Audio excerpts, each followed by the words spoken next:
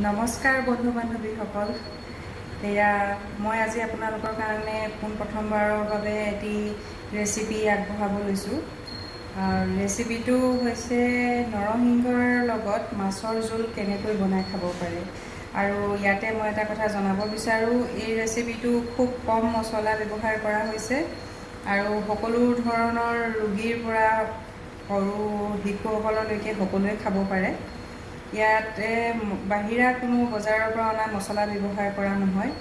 আৰু মই বিচাৰোঁ যে এই কৰোণাৰ সময়ত মানুহৰ বহুতখিনি ইমিউনিটিৰ প্ৰয়োজন হয়, ব্লাডৰ প্ৰয়োজন হয়। আৰু মই নক'লেও সকলোৱে জানেই এটা কথা যে নৰসিংহৰ পাতত কি কি ঔষধি গুণাগুণ আছে। এনেকৈ চাবলৈ গ'লে এটা কথাত ক'ব গ'লে কি নৰসিংহৰ পাতত A ভিটামিন পোৱা যায়, চকুৰ কাৰণেও ভাল আৰু চুলিৰ কাৰণেও খুব ভাল। মোৰ ছোৱালীয়েও এই ঔষধি গুণযুক্ত বস্তু খাই ভাল পায়। তাই পাত শাক বা এনেকুৱা জাতীয় বস্তুৰে বনোৱা মাছৰ জোলেই হওক বা যিকোনো এটি ৰেচিপিয়ে তাই ভাল পায় খায়। অফিচৰ পৰা আহি খুব ভাগৰ লাগে যদিও মই আজি সঁচা কথা ক'লে এগৰাকী মোৰ খুব ভাল বান্ধৱী, তাইৰ নাম হৈছে ৰূপা চুতীয়া। তাইৰ কাৰণে স্পেচিয়েলি মই এটি ৰেচিপি প্ৰথমবাৰৰ বাবে আপোনালোকক দিব বিচাৰিছোঁ। কামৰ সময়ৰ পৰা ঘৰত ৰেচিপিবিলাক বনাই দেখুৱাবলৈ মোৰ সঁচা কথা ক'লে সময়ে নাই। তথাপিও আজি এটা খুব চিম্পুল হয় আৰু স্বাস্থ্যৰ কাৰণেও খুব ভাল। আহক আমি কেনেকৈ বনাওঁ ৰেচিপিটো দেখুৱাইছোঁ। হয়, আপোনালোকক দেখুৱাব বিচৰা এইবিধে হৈছে নৰসিংহৰ পাত। মই আপোনালোকক কৈছোঁ যে এইবিধ নৰসিংহৰ পাতৰ বহুত ঔষধি গুণাগুণ আছে। মই দেখুৱাবলৈ যোৱা এই নৰসিংহৰ পাতৰ লগত মাছৰ সৈতে কেনেকৈ তৰকাৰী বনাই খাব পাৰি তাৰে এটি পোনপ্ৰথমবাৰৰ বাবে মই এটি ৰেচিপি বনাই দেখুৱাব বিচাৰিছোঁ। ইয়াৰ গুণাগুণটো বহুতেই আছে। ইয়াৰ মাছৰ লগতো খাব পাৰি বা অন্য পকৰা বা ভাজি চানাৰ লগত মিহলি কৰি এনেকুৱা বহুত ধৰণৰ ৰেচিপি আছে। কিন্তু মই আপোনালোকক আজি বহুত এটি চিম্পুল, বহুত স্বাস্থ্যৰ কাৰণে ভাল আৰু খুব কম মছলাৰে কেনেকৈ মাছৰ লগত মই তৰকাৰী বনাই খাব পাৰি তাৰে এই ৰেচিপিটো দেখুৱাম আহক। মই নৰসিংহৰ পাত লৈছোঁ আৰু লগতে লৈছোঁ এয়া কটা বিলাহী সৰু মিডিয়াম চাইজৰ দুটা বিলাহী লাগিব আৰু এয়া দুটা পিঁয়াজ কাটি লৈছোঁ। আৰু মছলা বুলিবলৈ নহৰু, আদা আৰু গোটা জিৰা, ধনিয়া আৰু দুটামান জালুক ৰাতি সোৱাদ অনুসৰি তেনেকৈ লৈছোঁ। মই আপোনালোকক 2জন বা 3জনৰ কাৰণে হ'ব পৰা এটি ৰেচিপি আপোনাক বনাই দেখুৱাব লৈছোঁ। আপোনালোকে যদি মানুহ বেছি হয় তেতিয়া হয়তো বিলাহী, পিঁয়াজ আৰু এই মছলাৰ ভিতৰত নহৰু, আদা এইখিনি অকণমান বেছি লাগিব পাৰে। কিন্তু সদ্যহতে মই আপোনালোকক দেখুৱাম যে 2-3জনৰ কাৰণে ইমানখিনিয়ে যথেষ্ট। আহক কেনেকৈ আমি এই ৰেচিপিটো মাছৰ লগত বনাব পাৰোঁ দেখুৱাওঁ। নৰসিংহৰ পাতখিনি মই প্ৰথমে মিক্সিত পিচি ল'ম। ইয়াতে মই সকলো যিখিনি ইয়াত গোটা জিৰা, ধনিয়া, জালুক, নহৰু, আদা আছে মই এই নৰসিংহৰ পাতখিনিৰ লগতে একেলগতে দি দিম। এইখিনি পিচি লোৱাৰ পাছত এয়া মই মিক্সিত নৰসিংহৰ পাতখিনি আৰু ইয়াতে গোটা জিৰা, ধনিয়া, নহৰু, আদা সকলোখিনি দি পেলাই পিচি লৈছোঁ। ইমান বেছি মিহিকৈ নিপিচিলেও হয়। এতিয়া প্ৰথমে তেল গৰম কৰিয়ে ৰাখিছোঁ। আপোনালোকে যদি জ্বলাটো অলপ বেছি খায় তেতিয়াহ'লে জ্বলা ইয়াত বেছি দিব পাৰে। তথাপিও মই অকণমান সোৱাদৰ কাৰণে 2-এটা শুকান জলকীয়া ইয়াত প্ৰথমে দি দিছোঁ।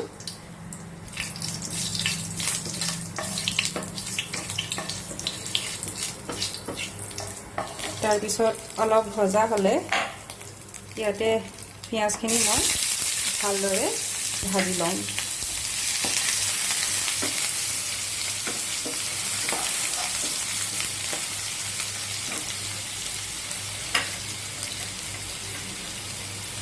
পিঁয়াজখিনি অলপ যেতিয়া ভালদৰে ভজা হৈ যাব তেতিয়া ইয়াত বিলাহীখিনি অকণমান ভাজি লোৱা হ'ব।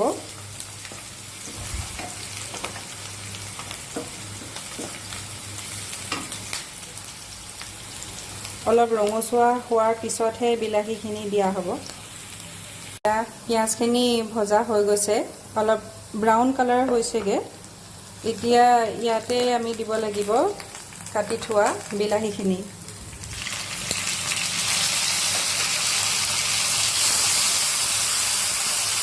মই মাছখিনি আগতেই ভাজি ৰাখিছিলোঁ।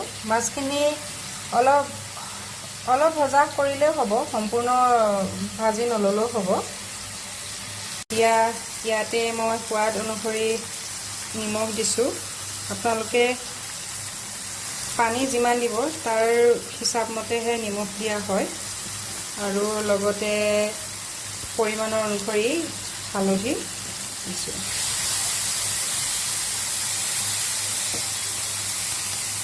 বিলাহীখিনি লাহে লাহে গলিবলৈ ধৰিছে, সম্পূৰ্ণ গলি যাবলৈ দিব নালাগে।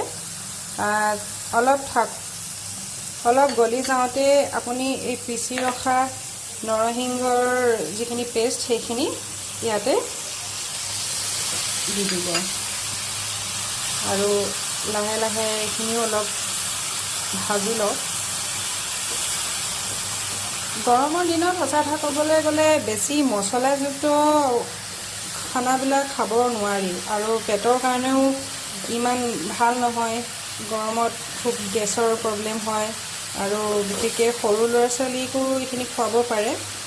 ইয়াত ভিটামিন এ আছে, আৰু চকুৰ কাৰণেও খুব ভাল, চুলিৰ কাৰণেও ভাল। ল'ৰা ছোৱালীক খুৱাব পাৰিলেতো খুবেই ভাল। মোৰ ছোৱালীয়েও খুব ভাল পায় এনেকুৱা পাত শাক বা কিছুমান ঔষধিযুক্ত বন শাকযুক্ত এনেকুৱা জোলবিলাক তাত ভাল পায় খায়। গতিকে স্বাস্থ্যৰ কাৰণে খুব ভাল, হিমোগ্ল'বিনো বঢ়ায়। এইখিনি পানীখিনি অলপ কমাই ভাজি এনেকৈ অলপ ইয়াত থকা পানীখিনি অলপ শুকুৱাই, তাৰপিছত ইয়াতে আমি অলপ গৰম পানীও দিব পাৰে, নহ'লে ঠাণ্ডা পানী হ'লেও নৰ্মেল ৰুম টেম্পাৰেচাৰৰ পানী দিলেও একো নাই। এতিয়া পানী ঢালিবৰ পৰা হৈ গৈছে। আপোনালোকৰ যিমান জোখ অনুসৰি ইয়াত পানী দিব পাৰে, হয়তো অলপ কমকৈও দিব পাৰে, অলপ পাতলকৈও খাব পাৰে।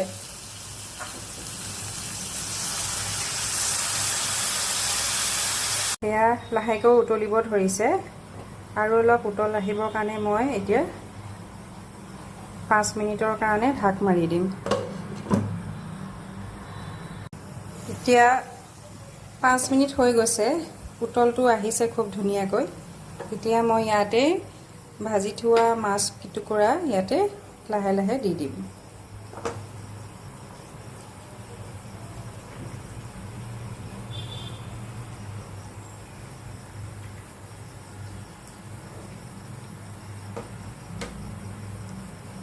অলপ উতলিবলৈ দিব। উতলাৰ পিছত আৰু অলপ যেতিয়া পানীখিনি অলপ কমিলে এইখিনি নমাই থ'ব পৰা হ'ব। সেয়া নৰসিংহৰ জোলখিনি ইতিমধ্যে হৈ গৈছে। সেয়া চাওক কি ধুনীয়া এটা সুন্দৰ গ্ৰেভি হৈ গৈছেগৈ, আৰু বনাই চাওক আপোনালোকে এইদৰে, খাই খুব সোৱাদ পাব, আৰু আপোনাৰ ঘৰৰ সৰু ল'ৰা ছোৱালীয়েও খাই খুব ভাল পাব। ৰেচিপিটো চাই কেনেকুৱা পালে, আৰু আপোনালোকে ঘৰত নিশ্চয় বনাই খাব। আশা কৰিছোঁ কেনেকুৱা পায় কমেণ্ট কৰি জনাব, আৰু যদি কিবা জানিব বিচাৰে নিশ্চয় আপোনালোকে কমেণ্ট কৰি মোক সুধিব পাৰে। নমস্কাৰ।